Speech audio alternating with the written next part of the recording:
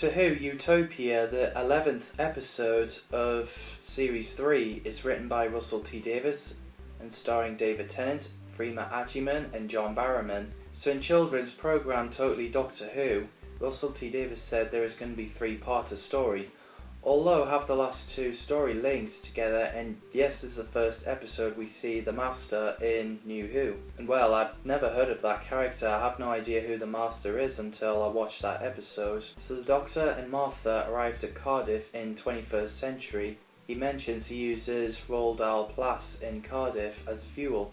Martha heard about the earthquake during the events of Boomtown, so we see Captain Jack running. First watching that episode I was 8 and I haven't seen Captain Jack since the last episode of Series 1, as obviously I'm not allowed to watch Torchwood at the time.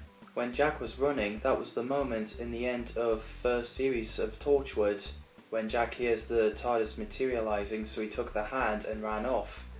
The music in the scene with Jack running and jump to the TARDIS is brilliant. It's a blast to listen. So the Doctor takes the TARDIS off and travelled all the way to the end of the universe to get Jack off the TARDIS. And yes, we see Captain Jack grabbing the TARDIS through the vortex, and I'm not gonna lie, that scene is gangster. Apparently that's the first New Who episode to star 3 people on the title sequence, adding John Barrowman. I liked the variation of Torchwood theme, where you see Captain Jack dead again. It's a sweet piece of music. Jack mentioned that he saw Rose's name on the list of the dead, but the Doctor told him that she's safe on Parallel Earth, along with Mickey and Jackie. And this is where Jack explains how he came from the game station 200-100 to Cardiff, 21st century. He uses Vortex Manipulator to land in 21st century, but instead he accidentally fell into 1869. The Vortex Manipulator is broken, so he can't time travel, so he had to live through those times, and because of his immortality, he's done pretty well for his age and he can't die. Eventually he got himself a Torchwood base in Cardiff. Rest is history. I enjoyed the moment where Martha was asking the Doctor that if he got bored and just leave them behind, and Jack was like, not if you're blonde, and Martha was like, oh, she was blonde, what a surprise. I like that banter between the two, it's pretty funny. As they explore the planet Malcasero, the year is 100 trillion.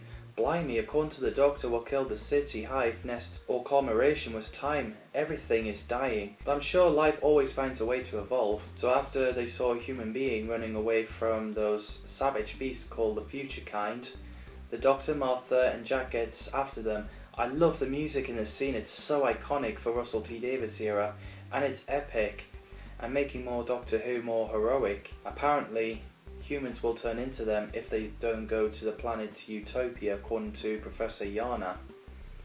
The sets are well done, the music score is a masterpiece, the actors are so good. I enjoyed Captain Jack's flirting scene, he even flirts with aliens and robots. Professor Yana, played by Derek Jacobi, who later revealed to be the Master, who used a fob watch to turn himself into a human like the Doctor did in 2-parter Scarecrow story. Jacobi previously played the Master in Doctor Who Scream of the Shalka 2003 animated movie, where at the time Richard E. Grant was the 9th Doctor, as they had no plans to bring the show back, until 2 months after it got released. They announced to bring the show back with Christopher Eccleston as the 9th Doctor, and Richard E. Grant's Doctor will be known as the Shalka Doctor in the alternative timeline. And yes, David Tennant is in that movie as the caretaker. Derek Jacobi later voiced the Master in Big Finish, is known as the War Master, which is pretty interesting. And I think Jacobi is really good, and so is Richard E. Grant as the Shalka Doctor. So anyway, back to Utopia. Yana has an alien assistant called Chantho, the last of the Malmuth, and I think Chippo Chung is great in the role. Chantho normally starts off with the sentence Chan, and end of the sentence with Thor, because it would be rude not to. I enjoyed that moment with her and Martha when Chantho says no without saying her name. It's really funny that they do anything naughty that they can get away with in the show. Sadly, the Doctor has not got a clue about the technology, but then he, Captain Jack, Martha and Chantho helps Yana together. And it's a great teamwork. Plus, using food to make the machines work is absolutely genius. The drumming sounds with the camera moving towards Yana's face is brilliant. That drumming tune, dun dun dun dun dun dun dun, is suggestive of the fifth and subsequent bars of the Doctor Who theme tune by Ron Grainer, and Delia Derbyshire released it. We also have a future kind inside the silo, and she threw an anvil at the control panels, causing the delay of the rocket. And the guy in the white acid suit burned to dust in the radiation chamber, so then Captain Jack finishes connecting the couplings in order to get the rocket working. And I love the conversation with Jack and the Doctor when they're having a catch-up. There's nice moments and funny moments and sad moments. Yana revealed he has a fob watch, which means that he could be a Time Lord. When Martha saw it, she went to the Doctor to let him know. After the rocket finally takes off, Yana opens the watch, and well, he's a Time Lord, and he's a bad guy now. And yes, we learn Yana is short for You Are Not Alone, Faceabow's dying words. It's amazing how they came up with the idea. In the scene where the Doctor, Martha and Jack tries to get to Yana and the future kinds are in is really intense. It is really sad that Yana killed Chantho after he reveals that he is the Master. When Yana looks at the watch, you can hear the sound of previous Master's voice. You can hear Anthony Ainley laughing, and you can hear Roger Delgado's voice saying, "Destroy him and you will give your power to me." It's brilliant. Plus that voice clip was taken from the Demons, John Pertwee's era.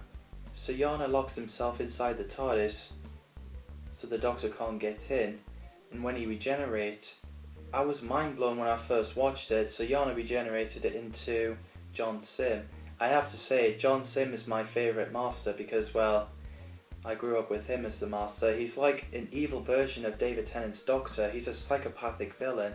He's like the Joker, and you just love to hate that guy. John obviously is a nice bloke in real life, and he did so well as the Master. And of course the other actors who play the Master are great as well. They really are. It's fun to watch the way the Master starts up the time rotor, and you can tell Sim is really enjoying his part. And the way he's like, "Bye bye." I like it. So the Master got away with the TARDIS. Martha knows the voice, as that guy is Harold Saxon. Man, I really enjoyed that episode. It's a blast to watch. What do you guys think of Utopia? Drop it down in the comments below. I'd love to hear what you think of the episode. As always, thanks for watching. I'm excited to talk about The Sound of Drums and The Last of the Time Lords at the end of Series 3 already. Anyway, I'll see you in the next video.